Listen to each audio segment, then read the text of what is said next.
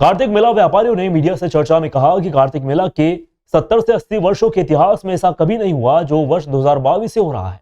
एक माह लगने वाला कार्तिक मेला पारंपरिक व धार्मिक मेला है। उक्त मेले का व्यवसायीकरण किया जा रहा है। बार बार नए नियम लागू करने से कार्तिक मेले की पहचान विलुप्त होती जा रही है। इस झूला पट्टी को भी ऑनलाइन किए जाने की खबर से समस्त झूला व्यापारियों में रोष व्याप्त है। हर वर्ष नए नियम लागू करना तुगलकी फैसला है, मानव अधिकारों का हनन है। शासन प्रशासन को इस ओर ध्यान देना अति आवश्यक है। विगत 2 से 3 वर्ष से कार्तिक मेला समय पर नहीं लगने से झूला व्यापारियों को काफी नुकसान भी उठाना पड़ा है। एक तरफ नगर निगम प्रशासन ब्लैकमेलिंग भ्रष्टाचार पर रोक लगाने की बात करता है, दूसरी तरफ ऑनलाइन जैसे नियम बनाकर ब्लैकमेलिंग भ्रष्टाचार व लूट खसोट को खुद लागू करता है। जितनी महंगी भूमि आवंटन नगर निगम करेगा उतनी ज्यादा महंगाई बढ़ेगी।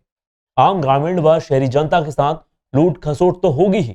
3 माह पूर्व हमें समाचार पत्रों के माध्यम से यह जानकारी लगी थी कि झूलों को भी ऑनलाइन भूमि आवंटन की जाएगी।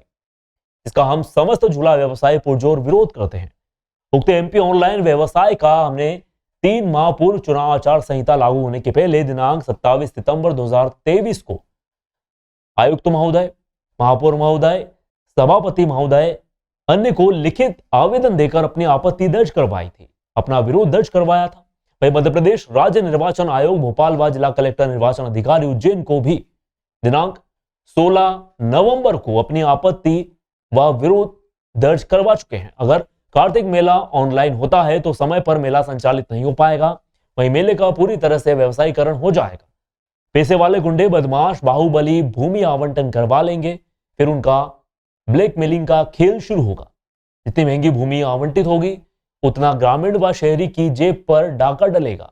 विगत वर्ष 2022 में 60 से 70 वर्षों से कार्तिक मेले में झूले लगाने वाले व्यवसायियों को नए नियम ऑफलाइन के माध्यम से ही भूमि आवंटित की जाए। ये 3 साल से मेला लगभग बिगड़ रहा है। तीसरे साल कोविड के कारण मेला बिगड़ा। पिछले साल इन लोगों ने जो अपने वाली चलाई, मतलब तानाशाही वाला जो काम करा है, जो 2500 रुपये में हमको दुकान मिलती थी, 2500-3000 रुपये में, उसके 30,000 रुपये कर दिए। तो ये कहाँ तक सही है?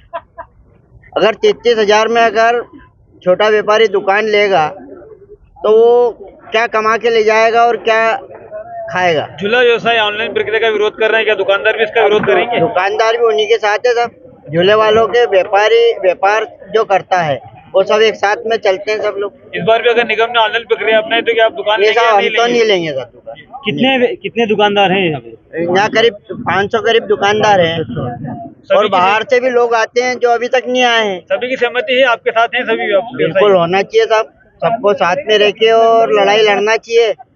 हमारी सबसे पहले मांग यही है, इस पे आपत्ति हम मध्य प्रदेश चुनाव निर्वाचन आयोग को भेज दिए, यहाँ भी सभी वरिष्ठ अधिकारियों को दे चुके हैं। आपत्ति यही है कि विगत वर्ष आपने अगर ऑफलाइन किया है और डबल ट्रिपल शुल्क वसूला गया है तो ऑनलाइन की तो आवश्यकता ही नहीं है, कोई ज़रूरत ही नहीं पड़ती है। इसका बोझ जनता पे लग जाएगा। मेरा मेन मकसद ये है कि पब्लिक की जेबें कट जाएंगी। 100-150 रुपये प्रति टिकट हो जाएगा, क्योंकि विगत वर्ष 2022 में इन्होंने ऑफलाइन किया। 60-65 हज़ार रुपये की रसीद को लगभग 2 लाख रुपए की काटी और उसके लिए हमें 20 रुपये बढ़ाना पड़े, 50 रुपये के 70 रुपये करना पड़े।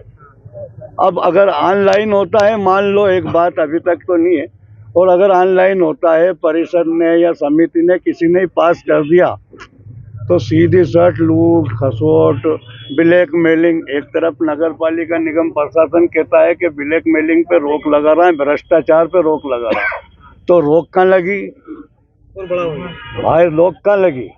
इसको तो ब्लैकमेलिंग पे बढ़ावा मिल गया, वो भ्रष्टाचार बढ़ेगा, लूटपाट मचेगी।